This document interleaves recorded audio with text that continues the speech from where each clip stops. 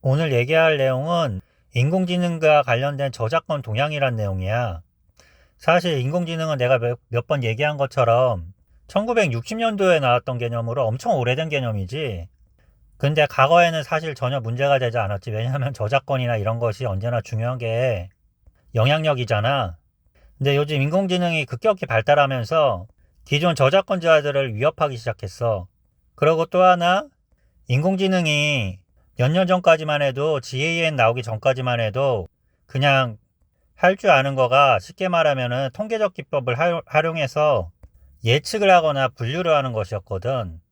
근데 이제 뭔가를 만들 수 있는 능력을 갖게 되면서 이것에 관해서도 법적인 논쟁이 발생되었거든. 정보는 빨리 습득해야 되니까 결론부터 말할게. 법적 논쟁은 크게 세 가지야.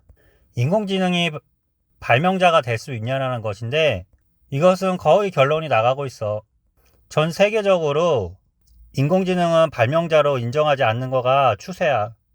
두 번째는 조금 더 복잡한데 인공지능으로 만든 거를 저작권, 즉 지식재산권으로 인정받을 수 있냐라는 거거든. 근데 이거의 분위기는 지금 보면은 인공지능으로 만든 그거 자체로는 인정을 못 받아. 예를 들어서 인공지능으로 멋지거나 예쁜 뭐 그림을 그렸다라고 하면 그거 자체로는 인정을 못 받는 거고, 그걸 통해서 책을 만들거나 하면은 그 책 자체는 저작권을 인정받는 분위기야. 세 번째는 뉴스에 요즘 많이 나오는 거가 아무래도 싸움 자체가 뉴스에 많이 나오니까 다른 사람의 저작권을 이용해서 학습을 하는 거가 이게 문제가 있냐 없냐라는 거거든.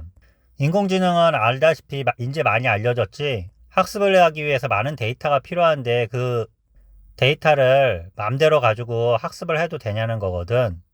이것도 결론부터 얘기하면은 이거는 현재 위 두 개와 다르게 아직 결론이 나지 않았어. 전 세계적으로 치열하게 싸우고 있어. 그래서 결론은 다 얘기했고 추가적으로 알고 싶은 사람만 조금 더 들으면 될 것 같아.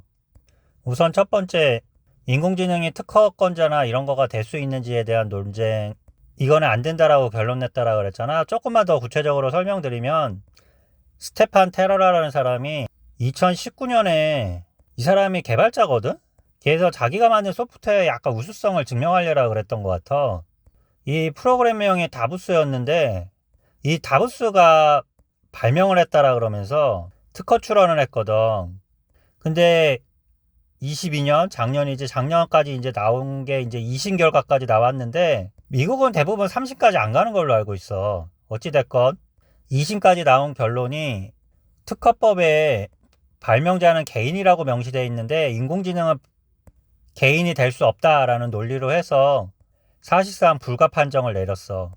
이 사람이 재밌게도 유럽에다가도 똑같은 일을 했거든. 근데 유럽 특허청에서 역시 똑같이 거절을 했어.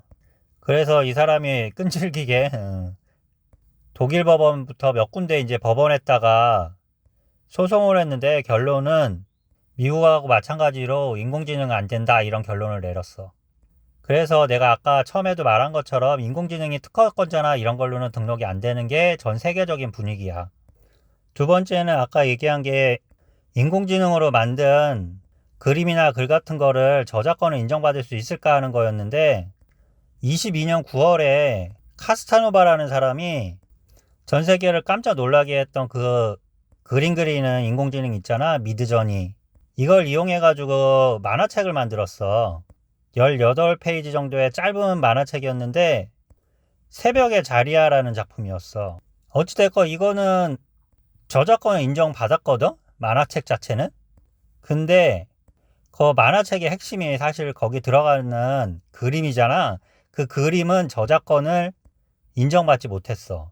이 때문에 미국 저작권청이 인공지능에 대한 가이드를 마련했거든? 인공지능에 대해서, 아니, 인공지능을 활용한 컨텐츠를 저작권 심사는 할 수는 있지만은 인간이 여기에서 어떤 기여를 했는지 명확한 경험만 해주겠다라고 가이드를 했거든.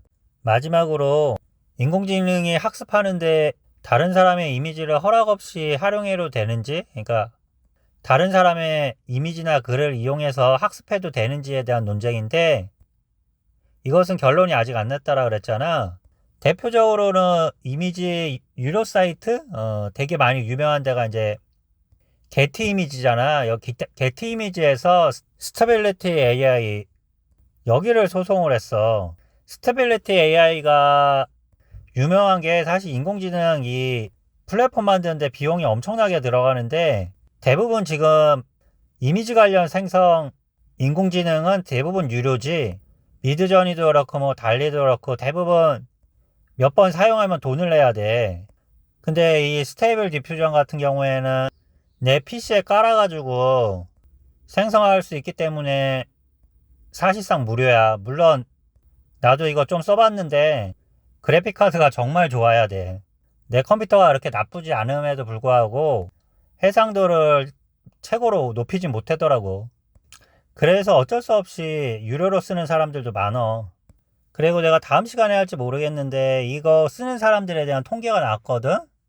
근데 대부분 유료다 보니까 예상 외로 그림을 그릴 줄 모르는 일반인들이 많이 쓸 거라고 생각하는데 대부분 업계 사람들이 대부분 전문가들이 많이 쓰고 있더라고.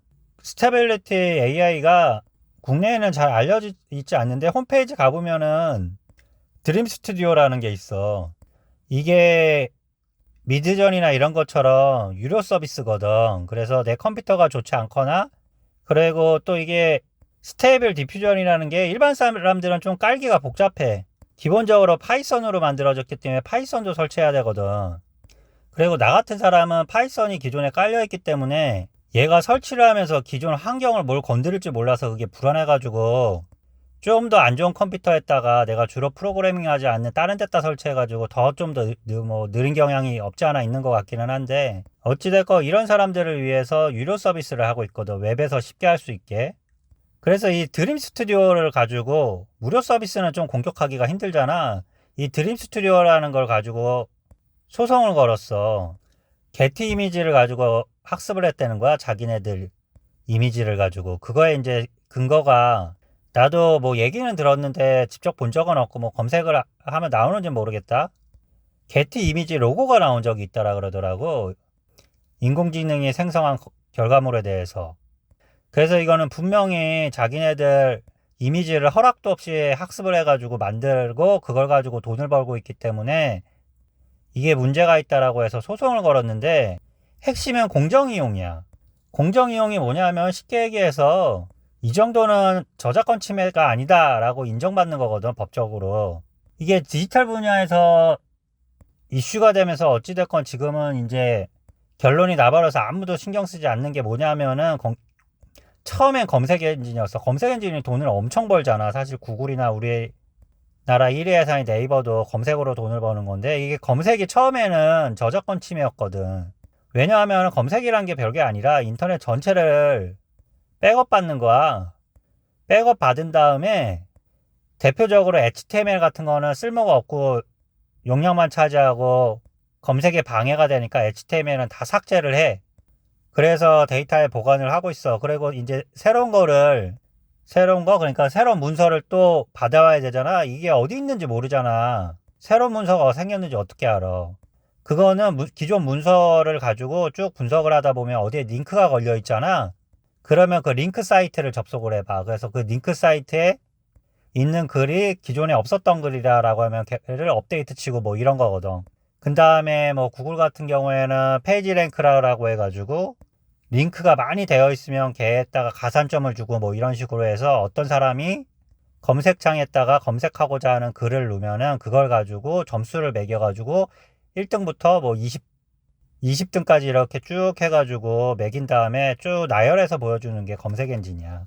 근데 방금 얘기한 것처럼 인터넷에 있는 거를 백업을 받아야 되잖아. 즉 다른 사람의 글이 이미지도 마찬가지겠지. 구글이나 네이버 서버에 들어가 있는 거거든. 이게 저작권에 문제가 많다는 얘기가 있었는데 결론적으로는 이거는 공정이용이라고 해서 문제가 없는 걸로 결론이 났어.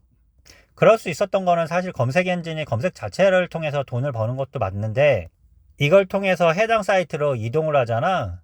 그럼 그 사이트도 광고 수익으로 돈을 벌 수 있고 그렇기 때문에 너도 좋고 나도 좋기 때문에 법원에서도 이렇게 판결을 내고 법을 만드는데 큰 부담이 되지 않았는데 지금의 인공지능은 내 저작권을 가지고 돈을 벌면서 나한테는 10원도 도움이 안 되고 오히려 마이너스가 되니까 이게 큰 문제가 되고 있는 거거든. 그래서 쉽게 결론이 날 것 같지는 않아. 그래서 인공지능이 다른 사람의 저작권을 활용하는 거에 대해서는 아직 결론이 나지 않았다. 요게 오늘 이야기할 결론이야. 할 이야기 다 했으니까 이제 끊을게.